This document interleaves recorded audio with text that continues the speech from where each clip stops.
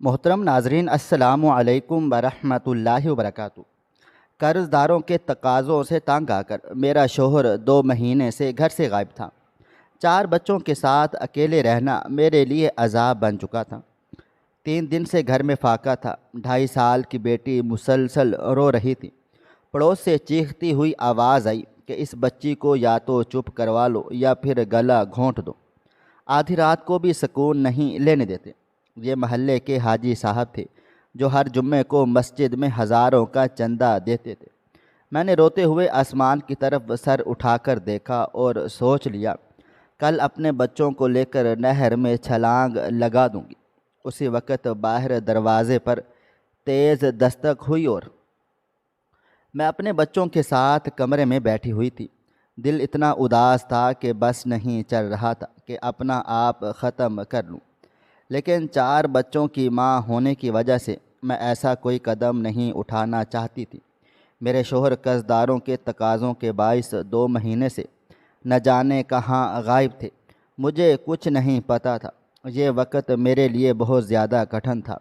ابھی چند لمحے مزید گزرے تھے جب اچانک میرے گھر کا دروازہ بج اٹھا تھا۔ میری جان حلق میں اٹک گئی تھی۔ مجھے معلوم تھا پڑوس کے حاجی صاحب آئے ہوئے ہوں گے۔ میرے شوہر نے سب سے زیادہ قرضہ انہی سے ہی لیا تھا۔ میرا دل کیا کہ میں کہیں چھپ جاؤں، اپنے بچوں کو کہیں دور لے جاؤں، لیکن میرے بس میں کچھ بھی نہیں تھا۔ اپنی آنکھوں میں آئے ہوئے آنسوؤں کو صاف کر کے میں نے اپنی بڑی بیٹی کی طرف دیکھا تھا جو نین نقوش میں بالکل میری طرح تھی۔ خدا نے اسے بہت ہی خوبصورتی سے بنایا تھا۔ کہنے کو وہ 15 سال کی تھی، مگر قد کاٹ اتنا اچھا تھا کہ اسے دیکھ کر کسی 20 سال کی لڑکی کا گمان ہوتا تھا۔ میں اس کو دیکھ کر بولی، تم کمرے میں رہنا اور بہن بھائیوں کو باہر نہیں آنے دینا۔ میں باہر جا کر دیکھتی ہوں، جو بھی ہوگا میں سنبھال لوں گی۔ وہ آدمی کتنا ہی شور کرے، تم کسی بھی قیمت پر باہر نہیں آنا۔ یہ کہہ کر میں نے اپنے قدم باہر کی طرف بڑھائے تھے۔ حاجی صاحب تقریباً 50 کے قریب تھے، مگر نیت عجیب و غریب تھی۔ ان کی پہلے ہی 2 بیویاں تھیں اور معلوم ہوا تھا کہ وہ اب تیسری کی جگاڑ میں ہیں، اور کئی بار بند الفاظوں میں مجھ سے میری بیٹی کا ذکر کر چکے تھے۔ مجھے حیرانگی ہوتی تھی کہ اس دنیا میں اللہ والے بھی ایسے ہوتے ہیں۔ میں نے گہری سانس لے کر دروازہ کھولا تو میرے سوچنے کے بالکل ٹھیک مطابق سامنے کوئی اور نہیں بلکہ حاجی صاحب ہی کھڑے ہوئے تھے۔ میں کچھ کہتی اس سے پہلے ہی وہ بولے، بس بہن، میرے سامنے مزید کوئی دلیل پیش نہیں کرنا۔ میرا پیسہ دے دو، میں چلا جاؤں گا۔ مجھے مسجد میں چندہ کرنا ہے۔ جبکہ میں ان کے آگے ہاتھ جوڑ کر بولی، میرا شوہر 2 مہینے سے گھر نہیں ہے۔ میرے بچے یتیمی کی زندگی گزار رہے ہیں۔ میرے پاس اتنے پیسے نہیں ہیں کہ گھر میں راشن ڈال سکوں۔ صاحب، کچھ وقت کی مہلت دے دو، میں آپ کا ایک ایک پیسہ واپس کر دوں گی۔ میرے شوہر، بس آپ واپس آ جائیں، سب کچھ ٹھیک ٹھاک ہو جائے گا۔ جبکہ حاجی صاحب کافی غصے میں گرجتے ہوئے بولے، تمہاری ان فضول باتوں کے لیے میرے پاس وقت نہیں ہے۔ مجھے میرا پیسہ چاہیے، ورنہ میں تمہاری پولیس میں رپورٹ درج کروا دوں گا۔ تم لوگوں نے ہمیں پریشان کر دیا ہے۔ محلے کی پرچون کی دکان سے تم نے اتنا ادھار لیا ہوا ہے، مجھ سے اتنا ادھار لیا ہوا ہے۔ سلیم بھائی جو دائیں جانب رہتے ہیں، تم نے ان سے اتنا ادھار لیا ہوا ہے۔ ادھار کے علاوہ تم لوگ کچھ کرتے بھی ہو۔ اس آدمی کی بات سن کر میرا سر شرمندگی سے جھک گیا تھا۔ میں نے ایک بار پھر نم آواز میں بولی تھی، مجھے کچھ وقت کی مہلت چاہیے، میرا بس شوہر واپس آ جائے، پھر آپ کا ایک ایک پیسہ مل جائے گا۔ جبکہ وہ بولے، میں تو تمہیں پہلے بھی بند الفاظوں میں کچھ باتیں سمجھانی چاہی تھی۔ اگر تم میری بات مان لیتی تو دیکھنا تمہارے گھر کے حالات بدل جائیں گے۔ تمہارے بیٹے، تمہاری بیٹیاں عیاشی بھری زندگی گزاریں گے، بس بدلے میں تمہاری بڑی بیٹی۔ ابھی وہ اپنا جملہ مکمل کرتے اس سے پہلے ہی میں غصے سے چیخی چلائی تھی، خبردار جو آپ نے میری بیٹی کے بارے میں الٹی سیدھی بات کی، میں آپ کی کمپلین خود جا کر پولیس میں درج کرواؤں گی۔ ادھار کے پیسے میں نے نہیں لیے تھے، بلکہ میرے شوہر نے لیے تھے۔ اگر آپ کو اپنے پیسوں کی اتنی ہی پرواہ ہے تو جا کر میرے شوہر کو تلاش کریں، اس کا گریبان جھنجھوڑیں اور اپنے پیسے مانگیں۔ خبردار جو آپ نے میری بیٹی کی طرف ایک غلط نگاہ ڈالی، پورا محلہ اکٹھا کر لوں گی۔ میں یہ کہتے ہی میں نے ان کے منہ پر دروازہ بند کر دیا تھا اور زمین پر بیٹھ کر گھٹ گھٹ کر رونے لگ گئی تھی۔ زندگی اتنی تنگ ہو جائے گی میں نے کبھی تصور بھی نہیں کیا تھا۔ مجھے اپنے آپ پر غصہ آنے لگا تھا کہ آخر کیوں میں نے کاشف سے شادی کی۔ کاش میں کاشف سے شادی نہیں کرتی تو آج میرے ساتھ یہ سب کچھ نہیں ہو رہا ہوتا۔ کافی دیر تک زمین پر بیٹھی میں روتی رہی تھی اور پھر تھک ہار کر کمرے کے اندر چلی آئی تھی۔ میرے تینوں بچے بستر پر بیٹھے ہوئے تھے، جبکہ میری بیٹی کونے میں گھٹنوں کے بل سر دبائے زاروں قطار رو رہی تھی۔ مجھے معلوم تھا اس نے حاجی صاحب کی باتیں سن لی ہیں۔ وہ 15 سال کی سمجھدار بچی تھی۔ گھر کے حالات نے اسے وقت سے پہلے ہی بڑا کر دیا تھا۔ مجھے معلوم تھا اسے حاجی صاحب کی ایک ایک بات سمجھ آ گئی ہوگی۔ میں قدم بقدم چلتے ہوئے اس کے پاس چلی آئی تھی اور اس کے قریب بیٹھ کر میں نے بہت محبت سے اس کے سر پر ہاتھ پھیرا تھا، جب اچانک وہ روتے ہوئے میرے سینے سے لگ گئی تھی۔ اس کا رونا مجھے اندر سے گھائل کر رہا تھا۔ وہ سسکتے ہوئے بولی، اماں، بابا کہاں چلے گئے ہیں؟ ان کی غیر موجودگی میں ہر کوئی ہمارا باپ بن کر کھڑا ہوا ہے۔ حاجی صاحب اتنے گھٹیا ہیں، میں نے کبھی تصور بھی نہیں کیا تھا۔ وہ تو مسجد میں اتنا چندہ دیتے ہیں اور ہر جمعے کو دیتے ہیں، اس کے باوجود وہ میرے لیے اتنی گندی سوچ رکھتے ہیں۔ جبکہ میں نے سر نفی میں ہلا دیا تھا اور اس کے آنسو صاف کر کے بولی تھی، وہ تمہارے لیے گندی سوچ نہیں رکھتے، بس ہر مرد کی فطرت میں شامل ہوتا ہے کہ ایک عورت اس کے لیے قابل قبول نہیں ہے، اس لیے وہ اپنے ارد گرد موجود ہر عورت کو اپنی بیوی بنانے کے چکر میں رہتا ہے۔ تم خوبصورت ہو، شریف گھر کی بیٹی ہو، اس لیے انہوں نے تمہارے لیے ایسا سوچا۔ اس میں کوئی غلط بات نہیں ہے۔ میں اپنی بیٹی کے دل و دماغ میں کچھ الٹا سیدھا نہیں بٹھانا چاہتی تھی۔ وہ بڑی ہو رہی تھی، آگے جا کر مجھے اس کی شادی کرنی ہی تھی، اس لیے انسان ابھی سے اپنی بیٹیوں کی تربیت کرے تو زیادہ بہتر ہے۔ میری بات سن کر وہ اداس لہجے میں بولی، تو امی، کیا آپ میری شادی حاجی صاحب سے کروائیں گی؟ وہ تو مجھ سے بہت بڑے ہیں۔ میں نے سر نفی میں ہلا دیا تھا اور اس کے ماتھے پر پیار کرتے ہوئے بولی، کبھی بھی نہیں۔ تم بہت چھوٹی ہو اور میں نہیں چاہتی کہ میری بیٹی ابھی سے اپنے خواب دیکھنا چھوڑ دے۔ تمہارے بابا جان ضرور واپس آئیں گے اور ان قرض داروں کے پیسے ان کے منہ پر دے ماریں گے۔ اگر حاجی صاحب نے دوبارہ اس طرح کی کوئی بات کی تو میں محلہ کمیٹی سے بات کروں گی۔ تمہیں پرواہ کرنے کی ضرورت نہیں ہے، اب تم چپ ہو جاؤ اور اپنی بہن بھائیوں کو سنبھالو۔ میں جا کر راشن لے کر آتی ہوں، گھر میں پکانے کے لیے کچھ بھی نہیں ہے۔ تمہارے باپ نے مجھے کہیں کا بھی نہیں چھوڑا۔ رمشا، میری بیٹی سر ہاں میں ہلا کر خاموشی سے بیڈ کی طرف چلی گئی تھی، جبکہ میں نے چپ چاپ کپڑے وغیرہ تبدیل کیے تھے اور چادر لیے سیدھا دکان کی طرف گئی تھی۔ مجھے معلوم تھا مجھے اب وہاں بھی ذلیل و رسوا ہونا ہے، مگر میں کیا کرتی، میں بے حد مجبور تھی۔ اپنی اولاد کے لیے ماں کسی بھی حد تک جانے کو تیار ہو جاتی ہے۔ میری سب سے چھوٹی بیٹی 3 سال کی تھی اور وہ بھوک کے معاملے میں بے حد کچی تھی۔ ایک چھوٹے بچے کو نہ آپ کبھی سمجھا سکتے ہیں اور نہ ہی سنبھال سکتے ہیں، اس کے لیے آپ کو ہر وہ چیز کرنی ہی پڑتی ہے جس کی وہ خواہش مند ہوتی ہے۔ میں سیدھا پرچون کی دکان پر چلی آئی تھی۔ میں صرف کھڑی ہوئی تھی کہ جب اچانک وہاں کے مالک نے پانی کا بھرا ہوا گلاس میرے منہ پر دے مارا تھا اور مجھے دیکھتے ہوئے بولے، یہاں پر کوئی راشن نہیں ملے گا۔ پہلے پچھلا ادھار پورا کرو، اس کے بعد اپنی صورت لے کر یہاں پر آنا، سمجھ آئی؟ ان کی بات سن کر میرا دل لرز اٹھا تھا، میرا پورا چہرہ اور میری چادر بھیگ گئی تھی۔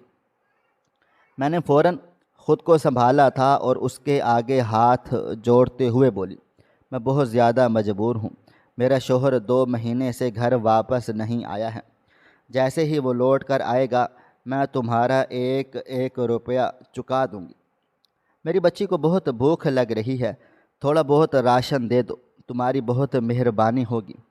تم سب مسجد میں بھی تو چندہ دیتے ہو، اس کے بندے کے لیے بھی کچھ کر دو، تمہارا کچھ نہیں جائے گا، تمہاری اتنی بڑی دکان ہے، روز کی آمدن ہے۔ میں ابھی مزید کچھ کہتی ہوں، اس سے پہلے ہی وہ غصے سے چیخا چلایا تھا، دماغ خراب کرنے کی ضرورت نہیں ہے، کہہ دیا جاؤ یہاں سے، ہماری دکان پر نظر رکھ رہی ہو، تمہارا تو میں ابھی بندوبست کرتا ہوں۔ یہ کہتے ہی وہ دکان سے باہر آنے لگا تھا، جبکہ شرمندگی کے مارے میرا سر جھک گیا تھا۔ میں نے سر نفی میں ہلا دیا تھا اور بے اختیار اپنے قدم پیچھے کی طرف بڑھا دیے تھے۔ میں گلی میں کوئی ذلت نہیں چاہتی تھی اور میں سیدھا واپس اپنے گھر لوٹ آئی تھی۔ میں ابھی دروازہ بجاتی جب اچانک حاجی صاحب کی بیوی نے میرے کندھے پر ہاتھ رکھا تھا۔ میں پلٹی تو وہ میری طرف دیکھتے ہوئے بولی، بہن ہمارا پیسہ کب واپس کرو گی؟ حاجی صاحب مروت دکھا رہے ہیں تو اس کا مطلب یہ نہیں کہ تم ہمارا پیسہ کھا جاؤ۔ تم نے میرے شوہر کے منہ پر دروازہ کس حیثیت سے بند کیا تھا؟ ہمارے ٹکڑوں پر پل کر ہم پر ہی آنکھیں دکھا رہے ہو۔ جبکہ میں ان کو دیکھتے ہوئے بولی، ایک عورت دوسری عورت کا دکھ درد سمجھ سکتی ہے، آپ بھی ماں ہو، آپ اس تکلیف کو سمجھ سکتی ہو کہ جب آپ کی 15 سال کی بیٹی کے لیے ایک 50 سال کے آدمی کا رشتہ آئے تو آپ اس کے منہ پر دروازہ ہی بند کرو گی، نہ کہ اس کے آگے دسترخوان سجاؤ گی۔ آپ کا شوہر میری بیٹی کے لیے رشتہ مانگ رہا تھا، اس لیے میں نے دروازہ بند کر دیا تھا، اور آپ الٹا مجھ پر غصہ کر رہی ہیں۔ حالانکہ آپ کو چاہیے کہ اپنے شوہر سے پوچھ تاچھ کریں کہ وہ اتنی گھٹیا باتیں کیوں کر رہے ہیں۔ میری بات سن کر وہ عورت بولی، ارے نکاح کرنا کب سے گھٹیا پن ہو گیا؟ تمہاری بیٹی کوئی دودھ پیتی بچی نہیں ہے، جوان ہے، بالغ ہے۔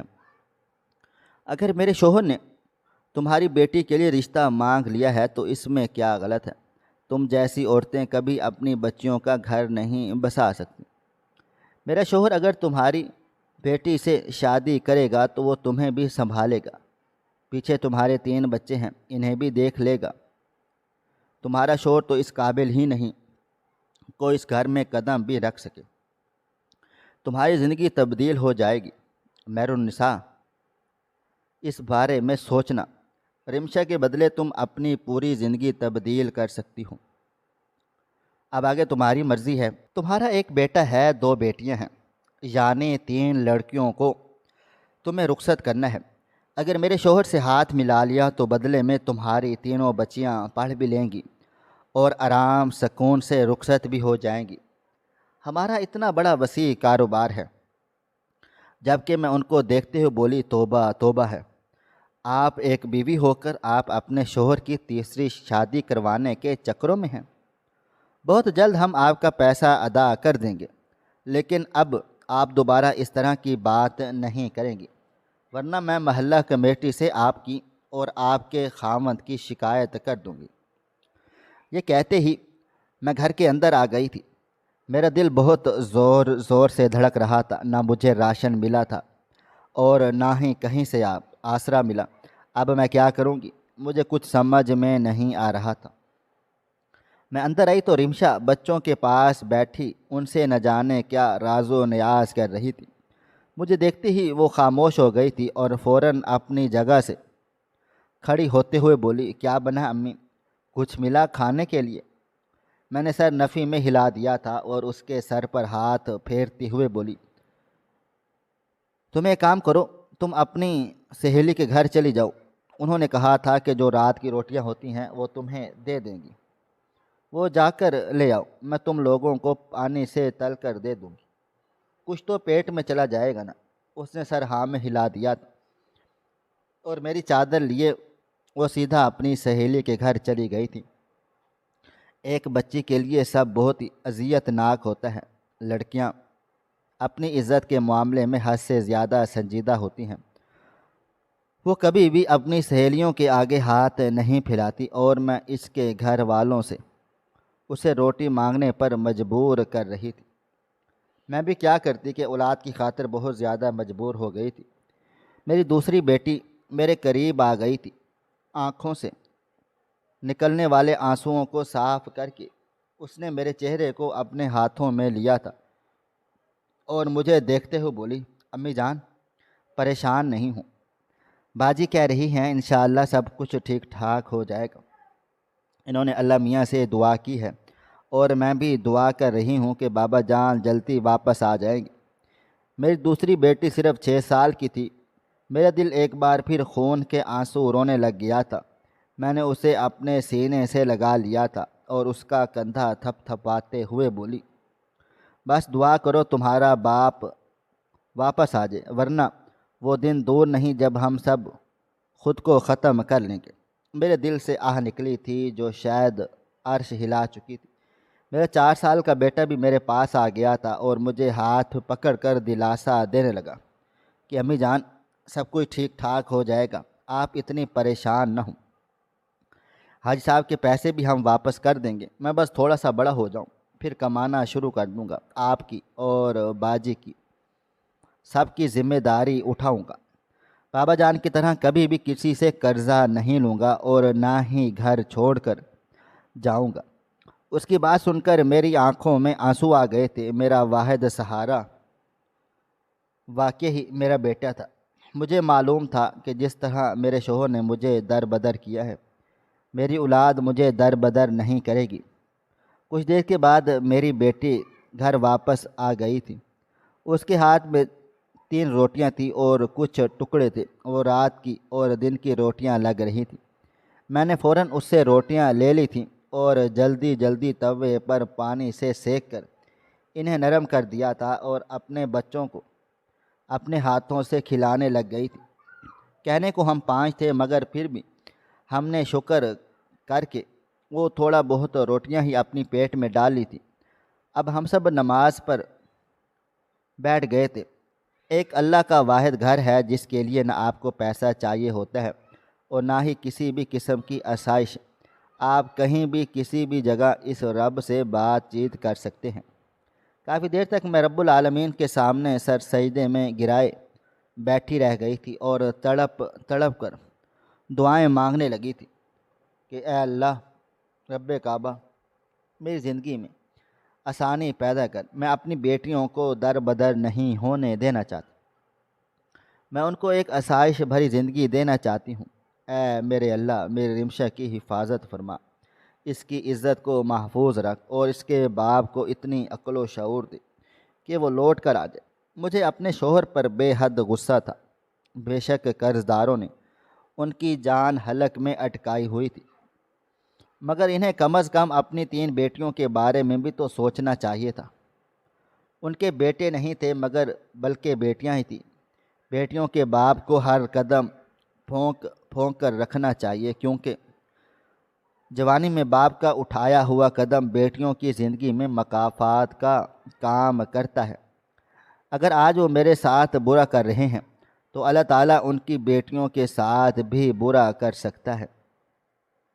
مگر میں اپنے رب سے ایک ہی دعا مانگتی تھی کہ مجھے میرے شوہر سے کوئی گلہ شکوہ نہیں ہے، یہ بیٹیاں میری بھی ہیں، اگر انہیں ذرا برابر تکلیف ہوگی تو میرا دل پھٹ جائے گا۔ میری بچیوں کی زندگی بہت پرسکون ہو اور ان کے ساتھ کچھ بھی غلط نہ ہو۔ اور یہ بات حقیقت ہے، جس ماں نے تنگ دستی میں زندگی گزاری ہوتی ہے وہ اپنی بیٹی کی ایسی ہی خواہش رکھتی ہے کہ وہ اچھے گھر میں بیاہ کر جائے۔ حاجی صاحب کا گھر بہت اچھا تھا، وہاں پر ہر ایک آسائش موجود تھی، بڑی بڑی دکانیں، گاڑیاں، گھر، پیسہ، ہر چیز کی ریل پیل تھی۔ لیکن میں کسی بھی قیمت پر ان سے اپنی بیٹی کی شادی نہیں کر سکتی تھی۔ میری بچی 15 سال کی تھی اور حاجی صاحب 50 سال کے دگنی تگنی عمروں کا فرق تھا، اور میں کوئی ایسی غلطی نہیں کرنا چاہتی تھی جس سے میری اولاد ساری زندگی مجھے بد دعا دیتی رہتی۔ میں اپنی بیٹی کو قربانی کا بکرا نہیں بنا سکتی تھی، بے شک وہ بڑی تھی۔ بڑی اولاد کو ہمیشہ سمجھوتا کرنا ہی پڑتا ہے، لیکن میں اپنے ہر بچے کو برابر کی اہمیت دیتی تھی۔ بیٹی ہو یا بیٹا، ہمیشہ انہیں سر آنکھوں پر بٹھاتی تھی۔ دعا وغیرہ مکمل کر کے میں نے اپنے چاروں بچوں پر پھونک مار دی تھی اور وہیں جائے نماز پر لیٹ گئی۔ لیٹے لیٹے کب گہری نیند میں چلی گئی مجھے کچھ پتہ نہ چلا تھا۔ میں خواب کے زیر اثر اپنے شوہر کو دیکھ رہی تھی۔ ایسا لگتا تھا جیسے وہ مجھے اپنی طرف پکار رہے ہوں، مگر کوئی ایسی رکاوٹ تھی جو مجھے میرے شوہر کے پاس جانے ہی نہیں دے رہی تھی۔ اچانک ہی میں ہڑ بڑھا کر جاگ اٹھی تھی۔ میری آنکھوں میں آنسو آتے، چہرہ پسینے سے تر ہو رہا تھا۔ کمرے میں نظریں دوڑائیں تو میرے چاروں بچے گہری نیند سو رہے تھے۔ میں گھبراہٹ کے عالم میں باہر آ گئی تھی۔ باہر آ کر میں نے پانی پیا تھا اور برآمدے میں ہی بیٹھ گئی تھی۔ کیا میرے شوہر کسی مصیبت میں تھے؟ یہ خیال آتے ہی میرا دل عجیب کیفیت میں مبتلا ہو رہا تھا۔ میں نے بے اختیار وضو بنایا تھا اور ایک نیند میں لے چکی تھی۔ میں نے فوراً ہی تہجد ادا کی تھی اور اللہ تعالیٰ سے اپنے شوہر کی حفاظت کی دعا مانگی تھی۔ مجھے معلوم تھا انہوں نے میرے ساتھ بہت برا کیا ہے۔ برے وقت میں اپنی بیوی کا ساتھ دینے کی بجائے وہ بگھوڑوں کی طرح ہم ماں بیٹیوں کو چھوڑ کر چلے گئے۔ مگر میں ایک عورت تھی اور عورت وفا کا دوسرا نام ہوتی ہے۔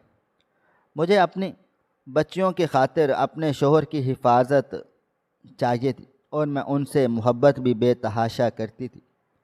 دنیا کے سامنے انہیں کتنا ہی سنا دوں، کتنا ہی بک لوں، مگر ان کے بغیر میرا گزارا نہیں تھا۔ کافی دیر میں اپنے شوہر کے لیے اللہ تعالیٰ سے دعائیں مانگتی رہ گئی تھی کہ اے میرے مالک مولا، جہاں پر وہ ہیں انہیں اپنی حفظ و امان میں رکھنا، میرے سر پر میرے شوہر کا سایہ سلامت رکھنا، میرے بچوں کے باپ کی حفاظت کرنا۔ مرد کی چپل بھی اگر باہر پڑی ہو تو پورا گھر باری رہتا ہے۔ میں نہیں چاہتی تھی کہ میرے سر سے میرے شوہر کا سایہ ذرا برابر بھی ہٹ جائے۔ تہجد ادا کر کے میں اب خاموشی سے بیٹھ گئی تھی۔ میں نے دل ہی دل میں طے کر لیا تھا کہ جب تک میرے شوہر نہیں آ جاتے مجھے نوکری کرنی ہی پڑے گی، ورنہ سب کچھ دھرے کا دھرا رہ جائے گا۔ میں اپنی بچیوں کی پرورش کیسے کروں گی اگر میرے شوہر کبھی واپس نہ آئے؟ یہ خیال ہی میری روح جھنجھوڑ چکا تھا۔ میرے آگے پیچھے بھی کوئی نہیں تھا، میں ان کے آگے جا کر ہاتھ پھیلا دیتی۔ میرے میکے والے مجھ سے کافی دور رہتے تھے، جہاں پر جانے کے لیے بھی میرے پاس کرائے کے پیسے نہیں تھے۔ ایک دو بار دل کیا تھا کہ کسی کے فون سے اپنے گھر بات چیت کر لوں، ان سے پیسے مانگ لوں، مگر پھر یہ سوچ کر خاموش ہو جاتی تھی کہ میرے بھائی بھی غریب ہی ہیں، میں کس کے آگے ہاتھ جا کر پھیلاؤں گی؟ جس کے آگے بھی پھیلاؤں گی وہ اپنی 100 مجبوریاں میرے سامنے بیان کر دے گا۔ اس لیے میں نے خاموش رہنے میں عافیت جانی تھی۔ پوری رات میری سوئی جاگی کیفیت میں گزر گئی تھی۔ مجھے صبح کے لیے ٹینشن بھی ہو رہی تھی۔ میں آخر اپنے بچوں کو صبح کھلاؤں گی کیا؟ اگلی صبح کا سورج پوری آب و تاب سے روشن ہوا تھا۔ میری بیٹیاں فوراً فجر کے لیے جاگ گئی تھی۔ اماں بیٹیوں نے فجر میں نماز ادا کر کے اللہ تعالیٰ سے خوب ساری دعائیں کی تھیں۔ صبح ہوتے ہی میرے دونوں چھوٹے بچے بھی جاگ گئے تھے۔ ان معصوم کو کیا پتہ بھوک اور غریبی کیا ہوتی ہے۔ جیسے ہی انہوں بھوک نے ستا دیا وہ دونوں ہی مجھ سے بار بار کھانا مانگنے لگ گئے تھے اور میں نہ چاہتے ہوئے بھی ان سے نظریں چراتی جا رہی تھی۔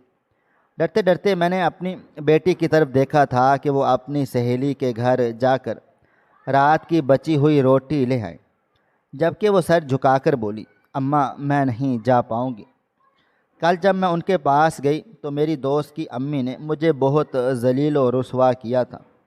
روٹیاں انہوں نے باقاعدہ میرے منہ پر دے ماری تھیں کہ تمہارا تو ہر روز کا تماشا ہے، اب اگر تم آئی تو اپنی بیٹی سے تمہاری بات بھی نہیں ہونے دو گی۔ اماں، مجھے کوئی فرق نہیں پڑتا، اسے میری دوستی ختم ہوتی ہے تو ہو جائے، لیکن مجھ سے وہ ضلالت برداشت نہیں ہو رہی۔ اس کی بات سن کر میرا کلیجہ تڑپ اٹھا تھا۔ میری بیٹی کے ساتھ یہ ہوا تھا، یہ سوچ آتے ہی میری آنکھوں سے آنسو بہہ گئے تھے۔ میں خاموشی سے چادر اوڑھ کر باہر آ گئی تھی۔ دھڑکتے دل کے ساتھ میں نے حاجی صاحب کے گھر کی راہ لے لی تھی۔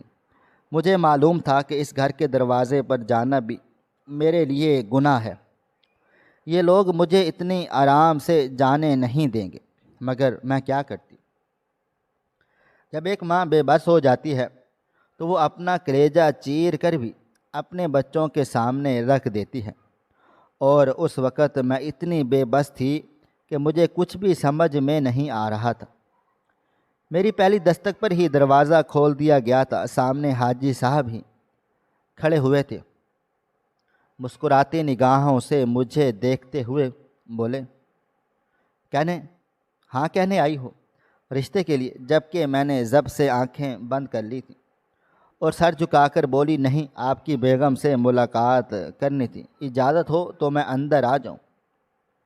جبکہ وہ راستہ دیتے ہوئے بولے، ہاں ہاں آؤ، ہماری اب تم سے رشتہ داری ہونے والی ہے۔ ان کی بات سن کر میرا دل چاہ رہا تھا کہ اس نورانی چہرے والے کا منہ نوچ لوں، جس کے اندر حیا نام کی شے نہیں تھی۔ میری بچی اس کی بیٹیوں کے جیسی تھی، مگر اس کی حیوانیت ختم ہونے کا نام نہیں لے رہی تھی۔ اندر داخل ہونے کی دیر تھی کہ اس کی دونوں بیویاں باہر آ گئی تھیں، جبکہ اب مجھے تھوڑی گھبراہٹ ہونے لگ گئی تھی۔ وہ عورت جسے کل میں نے بری طرح سے لتاڑ ڈالا تھا، مجھے دیکھتے ہی بولی، اب کیا ہوا؟ اب تمہاری غیرت مر گئی جو تم میرے گھر چلی آئی ہو؟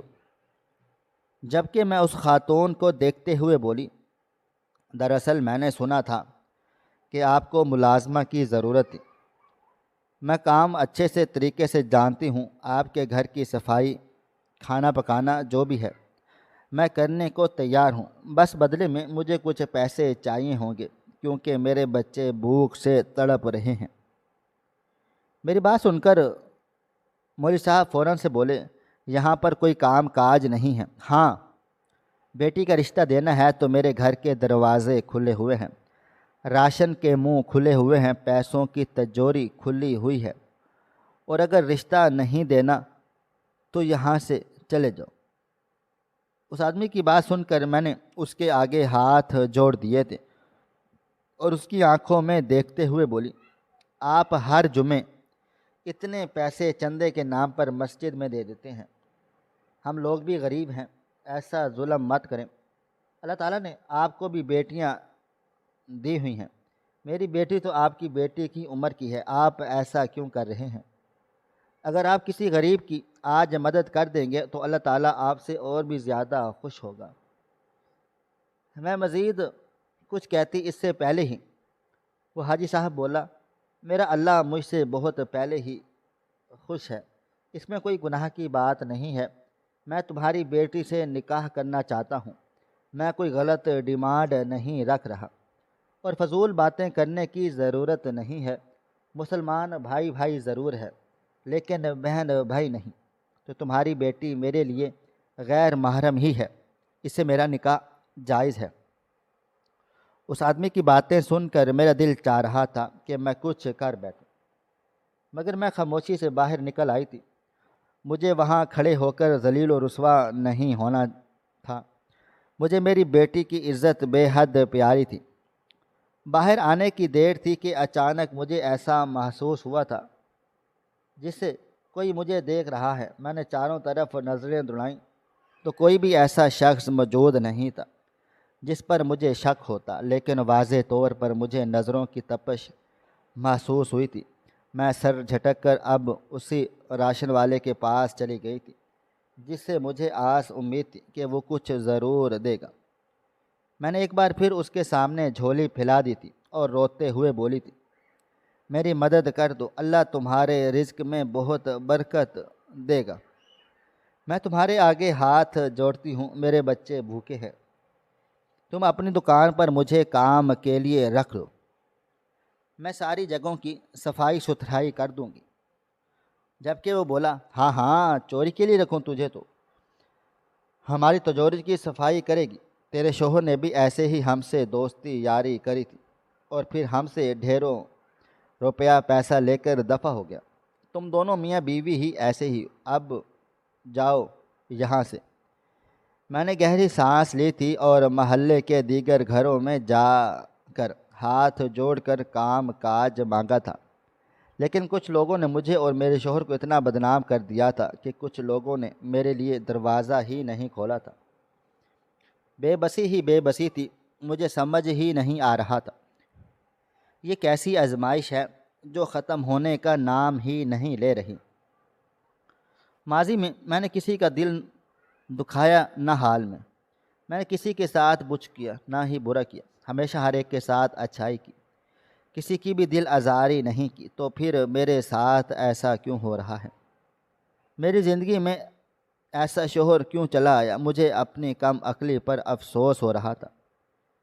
جب میرا شوہر بھر بھر کر پیسے لا رہا تھا، راشن کے کارٹن لا رہا تھا، مجھے اسی وقت سمجھ جانا چاہیے تھا کہ میرے شوہر کی آمدنی تو اتنی کم ہے، وہ اتنا سب کیسے کر سکتا ہے؟ لیکن کہتے ہیں نا، انسان لالچی ہوتا ہے، جب اسے بھر بھر کر مل رہا ہوتا ہے تو اسے کچھ سمجھ میں نہیں آتا، لیکن جیسے ہی وہ خالی ہونا شروع ہوتا ہے اور پھر آخر میں جب اس کے پاس سے سب کچھ چلا جاتا ہے، تب اسے غلطی کا احساس ہو جاتا ہے کہ وہ انجانے میں کتنی بڑی غلطی کر چکا ہے۔ میں روتے روتے اپنے گھر واپس آ گئی تھی۔ میرے چاروں بچے برآمدے میں اس آس امید میں بیٹھے ہوئے تھے کہ اماں کھانا ضرور لائیں گی۔ ان چاروں کو برآمدے میں دیکھ میری ہچکیاں بلند ہو گئی تھیں، جبکہ میری بیٹی مجھے روتا ہوا دیکھ فوراً میرے پاس چلی آئی تھی اور مجھے سنبھالتے ہوئے بولی، نہیں امی، کوئی بات نہیں، ہم پر ابھی برا وقت ہے، لیکن یہ برا وقت جلدی ضرور جائے گا۔ آپ پریشان نہیں ہوں اور نہ ہی رونے کی ضرورت ہے۔ میں جاتی ہوں اپنی سہیلی کے گھر ہی، ان کی گالیاں سن کر روٹی لے آؤں گی، پریشان نہ ہوں۔ جبکہ میں نے اپنی بچی کو سینے سے لگا لیا تھا۔ بے شک ہم بہت تکلیف میں تھے، لیکن میں ایسا کوئی بھی کام نہیں کرنا چاہتی تھی جو ہمارے لیے اتنی ذلت کا باعث بنے۔ میں نے اپنی بچی کو منع کر دیا تھا اور برآمدے میں ہی بیٹھ کر اپنے بچوں کو سمجھانے لگ گئی تھی کہ اب ہمیں حوصلے سے کام لینا پڑے گا، یا تو ہم بھوک سے مر جائیں گے یا پھر اللہ تعالیٰ ہمارے لیے کوئی نہ کوئی مدد ضرور بھیجے گا، کیونکہ رزق کا وعدہ اللہ تعالیٰ نے اپنے بندے سے کیا ہوا ہے۔ ہم سب کو اب نماز پڑھنی ہے اور اپنے خالق سے دعائیں مانگنی ہیں کہ وہ ہمارے لیے آسانیاں پیدا کریں، ورنہ ہم کچھ بھی کر لیں ہمارے ہاتھ کچھ نہیں آئے گا۔ کافی دیر تک میں اپنے بچوں کو سمجھاتی رہی تھی اور پھر تھک ہار کر وہیں برآمدے میں لیٹ گئی تھی۔ مجھے لیٹتا دیکھ میری بیٹی فوراً میرے قریب آ گئی تھی۔ وہ ڈر گئی تھی کہیں امی جان کو کچھ ہو نہ گیا ہو، مگر میں ٹھیک ٹھاک تھی، بس اب بھوک سے نڈھالی ہونے لگ گئی تھی۔ میں نے نم آنکھوں سے اپنی سب سے چھوٹی بیٹی کو دیکھا تھا جو اب دھیرے دھیرے بھوک سے رونا شروع ہو گئی تھی۔ وہ صرف اور صرف 3 سال کی تھی۔ اسے نہیں پتہ تھا کہ گھر میں کس طرح کی آزمائش چل رہی ہے۔ میں نے بہت مشکل سے اس کو اپنے سینے سے لگا لیا تھا۔ وقت اور تیزی سے گزرتا چلا جا رہا تھا۔ شام کے 5 بجے میرا چھوٹا بیٹا جو ابھی 4 سال کا تھا، وہ بھی اب بھوک سے تڑپ کر بولا تھا، اماں برداشت نہیں ہو رہا، بہت زیادہ بھوک لگ رہی ہے۔ میری جان حلق میں اٹک رہی تھی، ایسا لگتا تھا جیسے کوئی میرا کلیجہ چیر رہا ہو۔ میں نے نم آنکھوں سے رمشا کی طرف دیکھا تو وہ سر ہاں میں اٹھا کر اپنی جگہ سے کھڑی ہو گئی تھی۔ ہم سب اب دعا مانگنے لگے تھے کہ رمشا روٹی لے آئے، ورنہ حال بہت برا ہو سکتا تھا۔ میں ماں تھی، میں برداشت کر لیتی۔ ہم روزہ رکھتے ہیں تب بھی تو اللہ تعالیٰ ہمیں ہمت دیتا ہی ہے۔ مغرب ٹائم تک ہم کچھ بھی نہیں کھاتے پیتے، مگر عام دنوں میں یہ بھوک برداشت نہیں ہو رہی تھی۔ وقت اور تیزی سے گزرتا چلا جا رہا تھا اور رمشا تقریباً آدھے گھنٹے کے بعد 3 روٹیاں لے کر آ ہی گئی تھی۔ میں نے بے اختیار شکر ادا کیا تھا۔ ایک روٹی میں پھپھوندی بھی لگ رہا ہوا تھا، لیکن حال اتنا برا تھا کہ میں نے اپنے بچوں کو روٹی کو دھو کر کھلا ہی دیا تھا۔ حالت عجیب و غریب سی ہو رہی تھی۔ میری بیٹی کی طبیعت اب ڈاؤن ہونا شروع ہو گئی تھی، کیونکہ ایسا کھانا ہم نہیں کھاتے تھے۔ وقت اور تیزی سے گزرتا چلا جا رہا تھا، لیکن جب ریمشا واپس آئی اور اس کی روئی آنکھیں اس بات کی گواہ تھی کہ میری بچی کو انہوں نے بہت ذلیل و رسوا کیا ہے، میں سوچتی ہوں کہ انسان اتنے ظالم کیوں بن جاتے ہیں۔ کچھ لوگ تو ایسے موقعوں پر اپنے لوگوں کو ہاتھوں ہاتھ رکھتے ہیں، لیکن کچھ لوگ اتنے ظالم بن جاتے ہیں کہ مجبوری کا فائدہ اٹھانا شروع کر دیتے ہیں، جیسا کہ حاجی صاحب نے۔ انہوں نے کس منہ سے میری بیٹی کا رشتہ مانگ لیا تھا، میری تو سمجھ سے باہر تھا۔ میں نے طے کر لیا تھا کہ میں مر جاؤں گی، لیکن اتنی مجبور نہیں ہوں گی کہ اپنی معصوم بچی کی زندگی کو تباہ و برباد کر دوں۔ وقت اور تیزی سے گزرتا چلا جا رہا تھا۔ اگلا دن ہمارے لیے مزید مشکل ترین وقت تھا۔ میری چھوٹی بیٹی کی طبیعت اب مزید بگڑتی چلی جا رہی تھی۔ میں نے ریمشا کی طرف ایک بار پھر دیکھ کر ہاتھ جوڑ دیے۔ وہ بچی انکار کیے بغیر گئی تھی، مگر اب وہ خالی ہاتھ لوٹی۔ شام کے 7 بج رہے تھے۔ میں نے ایک بار پھر حاجی صاحب کا دروازہ کھٹکھٹا دیا۔ پڑوسی کا دروازہ کھٹکھٹایا تھا۔ اپنے گلی میں رہنے والی ہر گھر کا دروازہ کھٹکھٹا کر ان سے باسی روٹی مانگی تھی، لیکن کسی نے بھی میری مدد نہیں کی تھی۔ میں نے سب کا حساب اللہ تعالیٰ پر چھوڑا تھا کہ اس برے وقت میں جس نے مجھے دھتکارا ہے، جس نے میری غریبی کا مذاق اڑایا ہے، اے رب کعبہ، تو ان سے میرا حساب کتاب لے گا، تو انہیں معاف نہیں کرے گا۔ انہوں نے میرے ساتھ اچھا نہیں کیا۔ اور کہتے ہیں نا، جب ٹوٹے ہوئے دل کی آہ نکلتی ہے تو وہ عرش ہلا دیتی ہے۔ وقت تو اور تیزی سے گزرتا چلا جا رہا تھا۔ آج پورے 3 دن ہو گئے تھے۔ میرے گھر میں فاقہ پڑا ہوا تھا۔ رات کے 2 بج رہے تھے اور میری سب سے چھوٹی بیٹی اب بھوک سے بلک بلک کر رونے لگ گئی تھی۔ کبھی میں اسے کمرے میں لے کر ٹہلتی، کبھی میں اسے صحن میں لے کر ٹہلتی۔ جب اچانک گھر کا دروازہ بری طرح سے بجنا شروع ہو گیا تھا، میں نے گھبرا کر دروازہ کھولا تو سامنے حاجی صاحب اور ان کی بیوی کھڑی ہوئی تھی۔ وہ مجھے دیکھتے ہوئے بولی، اس بچی کا یا تو گلا گھونٹ دو یا پھر اسے چپ کروا دو۔ رات کو تم لوگ ہمیں سکون لینے نہیں دے رہے۔ جبکہ حاجی صاحب بھی غصے سے بولے، سمجھ نہیں آ رہا تمہیں فضول میں؟ تم نے ہم لوگوں کا سکون برباد کیا ہوا ہے۔ تم کہہ رہی نہیں تھا کہ تم میری شکایت محلہ کمیٹی میں کرو گی؟ تو اگر اب تمہاری بیٹی کے رونے کی آواز آئی تو میں تمہاری شکایت محلہ کمیٹی میں کر کے تمہیں یہاں سے نکال دوں گا۔ عجیب مصیبت ہم لوگوں نے اپنے محلے میں رکھی ہوئی ہے۔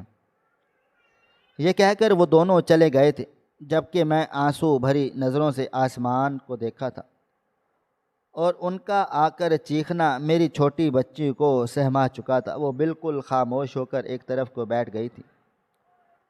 میں آسمان کو دیکھتے ہوئے اپنے دل میں ارادہ باندھ چکی تھی کہ بس اب میری انتہا ہو گئی ہے۔ میں اب مزید دکھوں کا پہاڑ نہیں اٹھا سکتی۔ میں اپنی بچیوں اور اپنے بیٹے کو لے کر اب نہر میں چھلانگ لگا دوں گی۔ خودکشی ہی اب ایک آخری حل تھا۔ میرے شوہر نے مجھے کہیں کا نہ چھوڑا تھا۔ ایک شوہر ہوتا ہے جو اپنی بیوی، اپنے بچوں کی حفاظت کرتا ہے، ان جیسے درندوں سے محفوظ کرتا ہے، لیکن میرا شوہر اصل گناہ گار تھا، جس نے مجھے ایسے وقت میں تنہا چھوڑ ڈالا تھا جب میرے پاس کچھ نہیں تھا۔ ہاں، میں ہمت کر سکتی تھی، کسی فیکٹری میں جا کر کام مانگتی، لیکن اب میری بس ہو گئی تھی۔ میں اب نہیں جینا چاہتی تھی، زندگی اتنی مشکل ہو جائے گی۔ یہ سوچ آتے ہی میں دھاڑیں مار مار کر رونے لگ گئی تھی۔ میرے چاروں بچے اٹھ گئے تھے۔ وہ لوگ بھی میرے پاس بیٹھ کر اب آہستہ آہستہ آواز میں رونے لگ گئے تھے۔ ایسا لگتا تھا جیسے گھر میں ماتم مچ گیا ہو۔ ابھی چند لمحے گزرے جب اچانک دروازے پر تیز تیز دستک ہونے لگی۔ میری بیٹیاں بری طرح سے گھبرا گئیں۔ میں سمجھ گئی تھی کہ یہ حاجی صاحب ہی دوبارہ شور کرنے کے لیے چلے آئے ہیں۔ یقیناً ان کے گھر میں رونے کی آوازیں چلی گئی ہوں گی۔ ایک اس انسان نے مجھے بڑا ستایا ہوا تھا، اتنا دیندار ہو کر وہ اتنی چھوٹی چھوٹی سوچ کا مالک تھا۔ میں نے دھڑکتے دل کے ساتھ ایک بار پھر سے دروازہ کھولا، لیکن اگلا لمحہ سانس روک دینے والا تھا۔ سامنے کوئی اور نہیں بلکہ میرے شوہر کھڑے ہوئے تھے۔ میں کچھ کہتی ہوں اس سے پہلے ہی وہ اندر چلے آئے تھے اور بنا مجھے سمجھنے کا موقع دیے بغیر سینے سے لگا کر زاروں قطار رونے لگ گئے تھے۔ میرا بس نہیں چل رہا تھا میں انہیں جھڑک دوں، لیکن حال ایسا تھا کہ میں کچھ بول نہیں پا رہی تھی۔ میرے چاروں بچے روتے روتے اپنے باپ کے گرد جمع ہو گئے تھے، جبکہ میرے شوہر مجھے دیکھتے ہوئے بولے، ہم روئیں گے بعد میں، پہلے تم لوگ اپنا سامان باندھو، ہم یہاں سے جا رہے ہیں، اور جن کا جو قرضہ تھا میں چکا دوں گا۔ جبکہ میں بولی، کہاں تھے آپ کو پتہ ہے ہمارے ساتھ کیا کچھ ہوا ہے؟ 3 دن سے آپ کے بچوں نے کچھ کھایا پیا نہیں ہے، گھر میں فاقہ ہو رہا ہے، آپ کو پرواہ ہی نہیں ہے۔ کتنی ضلالت دی ہے حاجی صاحب نے، ہماری رمشا کا رشتہ وہ اپنے لیے مانگ رہے تھے، جبکہ وہ بولا مجھے سب معلوم ہے، میں سب کا بندوبست کر چکا ہوں، تم بس سامان باندھو، بلکہ چھوڑو کچھ بھی نہیں، باندھ دوپٹہ لو اور میرے ساتھ چلو۔ مگر میں چڑ گئی تھی اور ان کو دیکھتے ہوئے بولی، اگر آپ مجھے یہاں سے لے کر جانا چاہتے ہیں تو مجھے حقیقت بتائیں، یہ سب کیا تماشا ہے؟ آپ کرنا کیا چاہتے ہیں؟ آپ گئے کہاں تھے؟ اور پھر جو حقیقت انہوں نے مجھے بتائی وہ سن کر ایسا لگتا تھا جس سے میرا کلیجہ کسی نے واقع ہی چیر ڈالا ہو۔ میرے شوہر کا کہنا تھا کہ انہیں اغوا کر لیا گیا تھا اور وہ کام کے لیے ہی چلے گئے تھے، لیکن انہیں کچھ لوگوں نے پکڑ لیا تھا۔ وہ لوگ تم سے معاوضہ مانگنا چاہتے تھے۔ 1 مہینے تک انہوں نے مجھے مکمل طور پر ایک بیسمنٹ میں بند رکھا، لیکن جب تمہارے حالات جانچے تو ان لوگوں نے مجھے چھوڑ دیا اور بدلے میں مجھے ایک اچھی نوکری دلا دی ہے، گھر دیا ہے، کیونکہ ابھی ہم بر وقت لوگوں کا ادھار نہیں دے سکتے، اس لیے انہوں نے مجھے ایک جگہ پر گھر دیا ہے۔ اپنے شوہر کی باتیں سن کر مجھے بالکل بھی یقین نہیں آ رہا تھا۔ ہو سکتا تھا یہ جھوٹ بول رہا ہو سکتا تھا یہ مجھے بہلانے پھسلانے کے لیے ایسے بول رہے ہوں، لیکن بہرحال میں نے اپنے شوہر کی بات مان لی تھی اور اپنی بچیوں کو اور اپنے بیٹوں کو لیے ان کے ساتھ روانہ ہو گئی تھی۔ وہ مجھے لیے ایک دوسرے شہر میں چلے آئے تھے۔ وہاں پر وہ گھر کچا تھا لیکن رہنے کے لائق تھا۔ گھر سے نکلتے ہی پہلے انہوں نے مجھے اور بچیوں کو اور اپنے بیٹے کو پیٹ بھر کر کھانا کھلایا تھا، پھر گھر لے کر آئے تھے۔ تمام حالات سے مجھے آگاہ کر دیا تھا۔ میں اپنے شوہر کے سامنے خوب روئی تھی، اتنا کہ میری آواز بیٹھ گئی تھی۔ اس نے مجھ سے بہت معافیاں مانگی تھی۔ ان کا کہنا تھا میں خود بہت زیادہ مجبور تھا، میں چاروں طرف سے گھر گیا تھا، لیکن مجھے سمجھ ہی نہیں آ رہا تھا میرے ساتھ ہو کیا رہا ہے۔ میں تو کام پر جا رہا تھا، لیکن راستے میں انہوں نے مجھے اغوا کر لیا۔ وہ تو شکر ہے ان لوگوں نے معاوضے سے پہلے تمہاری جانچ پڑتال کروائی، اور جب تمہارے حالات انہیں معلوم ہوئے تو ان لوگوں نے خود ہی تم پر رحم آ گیا۔ اپنے شوہر کی باتیں سن کر میں کافی آبدیدہ ہو گئی تھی۔ ان کی بھی کوئی غلطی نہیں تھی۔ اگر ان کے ساتھ یہ سب کچھ ہوا تھا تو وہ بیچارے بھی تو لاچار ہی تھے، لا علم تھے۔ ہمیں یہاں پر آئے ہوئے ابھی 2 ہی دن گزرے تھے جب اچانک جس علاقے میں ہم لوگ رہتے تھے وہاں بہت بری طرح بارش ہوئی تھی۔ اتنی بری بارش ہوئی کہ ڈیم توڑ دیے گئے تھے، لوگوں کے گھر پانی سے بھر گئے تھے۔ وہاں پر موجود پرچون کی دکان کا سارا سامان بہہ گیا تھا، دالیں، چاول، آٹا، کافی نقصان ہوا تھا۔ حاجی صاحب کے گھر کا پتہ چلا، میں ان کے گھر کی تو چھت ہی گر گئی تھی۔ بارش اتنی تیز ہوئی تھی مجھے تو یقین ہی نہیں آ رہا تھا اللہ تعالیٰ نے ہماری حفاظت کیسے کی۔ اگر ہم بھی اسی گھر میں رہتے تو آج میں اور میرے بچے بھی نہیں بچ پاتے، بلکہ جو کچھ ہمارے گھر میں تھا وہ بھی دفن ہو جاتا۔ اور پھر مجھے سمجھ آئی تھی جو غریبوں کی مدد نہیں کرتے، پڑوسیوں کا خیال نہیں کرتے۔ اللہ رب العزت ایسے لوگوں کو معاف بھی نہیں کرتا، اس لیے پڑوسیوں کا خاص خیال رکھنا چاہیے۔ اپنے مفاد کے علاوہ بھی دوسروں کی مدد کر دینی چاہیے۔ بے شک میرا رب بہت عظیم ہے۔ ہم نے 1 مہینے کے بعد سب کا قرضہ اتار دیا تھا، گھر کے حالات کافی اچھے ہو گئے تھے، میرے بچے واپس سکول جانے لگ گئے تھے، میری زندگی میں خوشحالی آ گئی تھی، جبکہ وہاں رہنے والا ہر گھر پریشانی میں مبتلا تھا۔ اس سیلاب نے کافی لوگوں کو متاثر کر دیا تھا، خاص کر حاجی صاحب کو، لیکن مجھے سب کے لیے افسوس تھا کیونکہ سبھی انسان تھے۔ اگر میں بھی انہی کی طرح ہو جاتی تو شاید میں بھی خوش ہو رہی ہوتی، لیکن میں خوش نہیں ہوئی تھی۔ ناظرین، آپ کو ہماری آج کی کہانی کیسی لگی؟ کومنٹ باکس میں اپنی رائے کا اظہار ضرور کریں۔ خواہش صرف اتنی ہے کہ کچھ الفاظ لکھوں جس سے کوئی گمراہی کے راستے پہ جاتے جاتے رک جائے، اور نہ بھی رکے تو سوچ میں ضرور پڑ جائے۔ دوستو، امید کرتا ہوں کہ آپ کو یہ ہماری کہانی پسند آئی ہوگی۔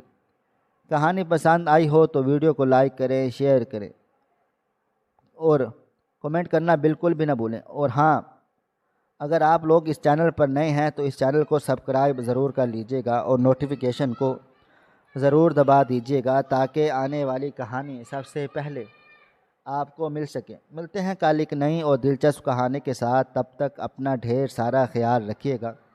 اللہ حافظ۔